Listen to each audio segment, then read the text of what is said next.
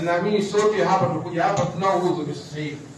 Alafu nyingine ni ya kuelekea kibla. Ikiwa unaweza kuelekea kibla, kitafute kibla, elekea kibla. Hiyo ni ndo katika sunna ya pili. Na sunna yake ya tatu ni kuinua mikono. Unainua mikono juu kama hivi wakati unaonesha udhaifu mbele ya Mwenyezi Mungu. Unakuwa humble. Hapa imesomwa dua, nimeona kuna watu hata mikono hawajainua, walikuwa wamekaa hivi. Na kuna wengine mikono yako hivi. Kwa hiyo mmoja kwa mikosa zile sunna za kuomba dua. Katika kuomba dua sunna zake tunatakiwa mkono iwe juu hivi. Na anasema Mtume sallam alikuwa akiinua mikono, na katika dua moja ambayo aliinua mikono juu kabisa ni dua ya kuomba mvua.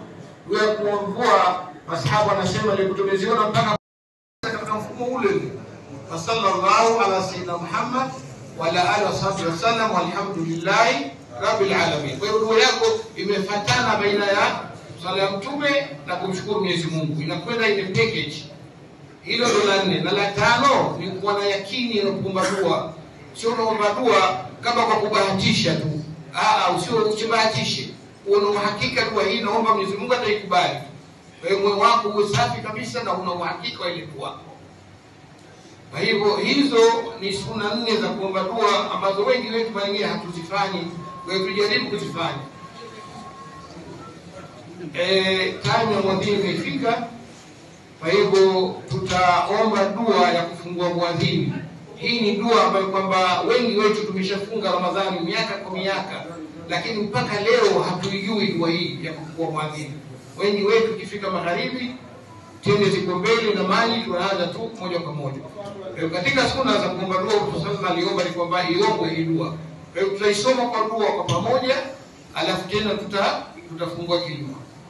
Kwa hiyo tusomeni sote kwa pamoja. Bismillahirrahmanirrahim. Allahumma inni laka sumtu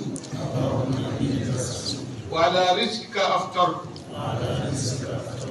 faghfir li ma qaddamtu wa ma akhartu. ذهب الظمأ وابتلت العروق وثبت الأجر إن شاء الله. اللهم تقبل صيامنا وقيامنا وركوعنا وسجودنا. اللهم تقبل منا إنك أنت السميع العليم وتب علينا ربي إنك أنت التواب الرحيم. وصلى الله على سيدنا محمد وعلى آله وصحبه وسلم والحمد لله رب العالمين. Karibuni kufungua mwadhini.